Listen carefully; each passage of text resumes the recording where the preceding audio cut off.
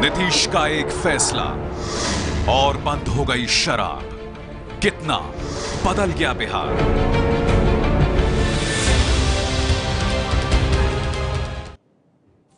आज की तारीख की शुरुआत एक बड़े बदलाव की खबर से।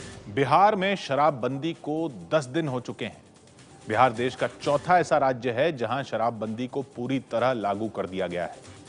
यह नीतीश कुमार के चुनावी वादों में सबसे प्रमुख था। इसी महीने की 5 तारीख को नीतीश कुमार ने इसे पूरे राज्य में लागू कर दिया। नीतीश कुमार का यह ऐसा दांव है जिसका विरोध करना विपक्ष के लिए भी आसान नहीं है। लेकिन बिहार सरकार के इस फैसले की जमीनी हकीकत क्या है? शराबबंदी ने किस तरह से लोगों की जिंदगी पर असर डाला है, यह दिखाते हैं आपको बिहार में शराबबंदी के सच को खंगालती हुई एबीपी न्यूज की बड़ी पड़ताल। नशा किसान के चाहिए, जब अवैध ढंग से हासिल करेंगे। हाँ।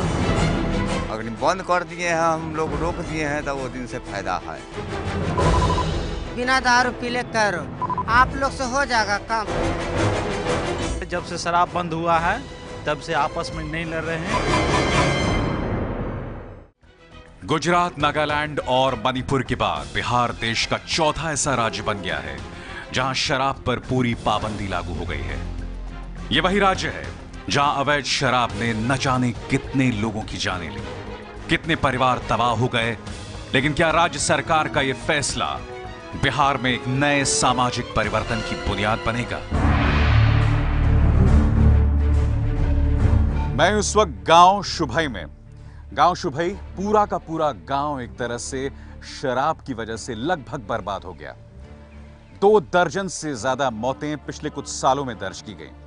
विडंबना देखिए, मैं गांव शुभई में हूं जो कि हाजीपुर जिले में है, जो कि वैशाली में है, जो कि भगवान महावीर की जन्मभूमि और बुद्ध की कर्मभूमि रही है। बावजूद उसके ये पूरा का पूरा गांव जो है, जहां पर मूसहर जाति के काफी लोग हैं, वो शराब की वजह से बर्बाद हो गया। हमारे साथ कई लोग मौजूद हैं यहां पर। ये आपसे हम जानना चाहेंगे कि शराब बंदी की वजह से क्या इस गांव के लोगों को फायदा हुआ है? हालांकि अभी कुछ ही दिन हुए हैं। बहुत फायदा हुआ है सर। पहले जैसे कर रहा था कथी, हम जैसे दारू पी का है, एक दूसरे के नहीं पहचानते, एक दूसरे के बहू बेटी के नहीं चीने, छेड़खानी जहाँ करने थे जहाँ कर देते थे। लेकिन अब जैसे है, मेरा समाज बहुत सुंदर है। शराब हम पिएंगे तो हम नाश हो जाएंगे, हम मर जाएंगे तो बाल बच्चा तो हमको मर जाएगा, बिगड़ जाएगा। अगर बंद कर दिए हैं, हम लोग रोक दिए हैं, तो वो दिन से फायदा है। फायदा है, मगर इस पर अंकुश बनाए रखिएगा। ऐसा तो नहीं कुछ दिनों बाद अवैध ढंग से शराब हासिल कीजिएगा, ऐसा तो नहीं करेंगे? नहीं, ऐसा नहीं करेंगे। अब से ऐसा नहीं करेंगे। ये वो लोग हैं जिनकी शामें कभी शराब के नशे में बीता करती थी। और ये अकेले नहीं, बिहार के शुभई गांव के ज्यादातर परिवारों की कभी यही कहानी हुआ करती थी। पहली होता था कि पीता था सब दारू शराब, बीमारी हमारी सब चीज हो जाता था। घर में लोग देखबे करता था कि मारपीट सब चलता था। अब वैसा नहीं चल रहा है। ठीक परिवार अब सब चल रहा है। इस चेहरे की मुस्कान बहुत कुछ कहती है। यकीन मानिए, हम यही उम्मीद करते हैं कि ये चेहरे की मुस्कान बदस्तूर जारी रहे, क्योंकि ये राहत, ये मुस्कान सिर्फ इनके चेहरे पर नहीं बल्कि इस गांव की कई महिलाओं के चेहरे पर है। वो महिलाएं जिन्होंने सामना किया था, जिन्हें मजबूर होना पड़ा था इस दोजक में, इस नर्क में रहने के लिए। नशे के नर्क से शुभई गांव को निकालने में शराबबंदी का सरकार का फैसला बहुत मददगार साबित हो रहा है। लेकिन गांव के मर्दों की लत छुड़वाने के लिए यहां की महिलाओं को भी क्या कुछ नहीं करना पड़ा। आपसे हम जानना चाहेंगे, जब शराब जोरों से यहां बिक्री होती थी, आप लोग क्या करते थे अपने पुरुषों को? अपने कुछ आप दबाव डालते थे आप लोग? अपना पुरुषों के मैं यही करते थी कि आप दारू नहीं पीजिए, जहाँ बिकते हैं वहाँ हमारे बाल बच्चा के, आपको वजह से हमको बाल बच्चा भी खराब हो सकता है। आप पीजिएगा तो मेरा बाल बच्चा पर ना असर पड़ेगा। इसीलिए हम लोग झाड़ू, बरनी, चप्पल ये सब लेके मारे और यहाँ के शराब दारू बंद किए। तो आपने अपने पतियों को झाड़ू चप्पल से मारा है आपने? हाँ, मारे हैं हम लोग। अच्छा, हमें कोई यहाँ पर कान पकड़ के उठक बैठक? हाँ जी, हाँ, उठ बैठ सब करवाए। शराब के नशे में डूबे रहने वाले कई पुरुषों पर इसका असर हुआ और वो मानते हैं कि जो हुआ अच्छे के लिए हुआ। सब शिकायत करने लगा गाँव के, हाँ। ये मत पियो और रहते तो छोड़िए। तो अब जबकि अब आप शराब नहीं पी रहे हैं तो घर में माहौल कैसा है? माहौल ठीक। शराबबंदी से इस गांव की महिलाओं की खुशियां लौट आई हैं, लेकिन कुछ परिवार ऐसे भी हैं जिनके लिए नई परेशानी खड़ी हो गई है। दरअसल वैशाली के इस गांव में ताड़ के पेड़ों पर लटके ये मटके कई परिवारों की रोजी रोटी का सहारा हुआ करते थे, लेकिन अब शराब के साथ ताड़ी पर भी रोक लग गई है। रोजी रोटी मरा हुआ है, न कमाए वाला है न खटाए वाला है, अब हम क्या चीज खाएंगे। अच्छा, आपके पति नहीं है इस दुनिया में, उनकी मृत्यु कैसे हुई थी?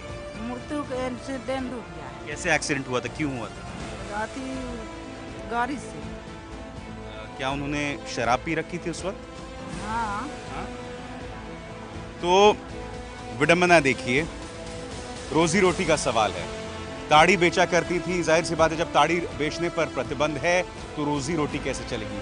मगर परिवार की एक और हकीकत है, उनके पति की मृत्यु एक दुर्घटना में हुई थी और जैसे कि यहाँ लोग बता रहे हैं वो दुर्घटना इसलिए हुई क्योंकि उन्होंने संभवतः शराब पी रखी थी, जिसकी वजह से ये दुर्घटना हो गई। तो ये दोहरी हकीकत आपको शुभई गांव में दिखाई दे रही है।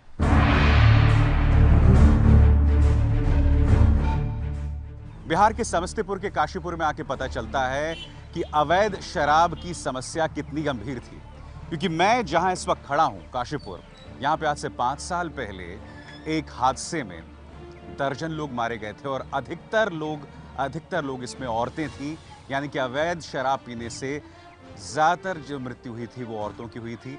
मेरे पीछे आप ये घर देख सकते हैं, इस घर में जो लोग मारे गए थे उनमें 2 लोग थे, जिसमें एक महिला की सास और उनके पति, दोनों जो हैं वो अवैध शराब पीने से मारे गए थे। वो सब तो दारू पी के मर गया है, बाल बच्चा के सबके छोड़ के, वो दारुए में घुसल रहता था सब, समझे ना। आपको दुख होता है कि किस तरह से दुख नहीं होता है, कोई है ये नहीं है तो दुख होता नहीं। अकेले घर 4 गो बच्चा के संभालते थे, कैसे दुख नहीं होता। ये दुख समस्तीपुर के उन तमाम महिलाओं का है जिनके घर में शराब ने किसी ना किसी की जान ले ली। इस हादसे में आपके पिता की मृत्यु हुई थी, अब जबकि शराबबंदी हो गई है, क्या आपको लगता है कि ये समस्या पर अंकुश लगाया जा सकता है? शराब बंद हो गया तो अच्छा ही बात है और होना ही रहना ही चाहिए। शराब बंद क्योंकि शराब जो है नाश का कारण है, इसलिए शराब बंद होना ही अच्छा ही हम लोग। आपको लगता है ये पहले हो गया होता तो आपके पिता बच सकते थे? हाँ, अगर यही बात अगर 6 साल पहले हो जाता तो आज मेरे फादर। माता जी, मैं देख रहा हूँ आप में बहुत ज्यादा इस चीज को लेकर नाराजगी है। इनका फादर मरे, बगल में मेरी ननद मरी, एक मेरा नंदोसी मरा। ये जब पहले होता तो ये तो नहीं ना होता। बाल बच्चे के लिए परेशान है लोग, दिन भर थकते हैं काम धंधा, और घर में देखिए तो वही नटोंगी हो रहा है, तब तो काहे ना परेशान होंगे। हम इस वक्त समस्तीपुर के दुधपुरा में हैं। दरअसल शराब की समस्या और उसके पीड़ित, उसके पीने वाले तो होते हैं, मगर सबसे ज्यादा भुगतना पड़ता है उनके परिवार को, और परिवार में सबसे ज्यादा महिलाओं को, क्योंकि घर तो उन्हीं को चलाना होता है। हमारे साथ कुछ महिलाएं हैं दुधपुरा की। सबसे पहले तो मैं आप सबसे जानना चाहता हूं, जब शराबबंदी नहीं थी तो आपको घर में क्या समस्याओं का सामना करना पड़ता था? क्या करते थे पति लोग, क्या करते थे? पैसा नहीं देता, दारू पीता था, उसका बच्चों भी सीखता था। बच्चा भी सीखता था, मारता पीटता भी था क्या? मारता पीटता था, बहुत था, नहीं दारू को खर्चा घर में देता। बहुत बुरा समस्या आता था, इसीलिए बंद हो जाना ही अच्छा है, बंद हो जाना ही अच्छा है। आपको लगता है ये बंद हो गया है, घर में माहौल में क्या परिवर्तन आया? बहुत अच्छा परिवर्तन है सर। पहला महल तो अभी का महल अच्छा है, जो 2 रुपया कमा के लाता अपना बाल बच्चा में खाता पीता है, खुशी से रहता है, खुशी की बात है। लड़ाई झगड़ा, ये देखिए घर में पैसा ज्यादा आने लग गया और जैसे कि आपने बताया अब घर में लड़ाई झगड़ा भी कम होता है। कम होता है, लड़ाई झगड़ा बहुत कम हो गया है। शराबबंदी के फैसले का स्वागत न सिर्फ गांव की महिलाएं कर रही हैं, बल्कि कुछ ऐसे लोग भी कर रहे हैं जो शराब के कारोबार से जुड़े हैं और राजनीतिक तौर पर नीतीश कुमार के विरोधी हैं, जैसे बीजेपी के पार्षद हरिनारायण चौधरी। शराबबंदी की दिल में कसक है, मगर मानते हैं कि असल चुनौती तो नीतीश कुमार के सामने है। यह फैक्टर है। हमको सुनिए, हमसे बेसी उन लोगों के पार्टी के लोग जुड़े हुए हैं है। और वो दबाव होगा नीतीश जी पे आने वाले दिनों में। हम तो बुझ रहे हैं कि आने के दिन में दबाव होगा। हरिनारायण इस फैसले से जुड़े धार्मिक पहलू को लेकर भी सवाल उठाते हैं। जो लोग चढ़ाने वाले हैं, आस्था रखते हैं, वो तो मानेंगे नहीं। उनको जेल में बंद कर दें, मारें, पीटें, वो तो आस्था है उन लोगों का। हमें धर्म की नगरी गया में और नीतीश कुमार सरकार के शराबबंदी के फैसले को चुनौती यहां से पेश आती है क्योंकि गया के अंदर कम से कम 2 ऐसे मंदिर हैं जहां पर श्रद्धालु शराब चढ़ाते हैं।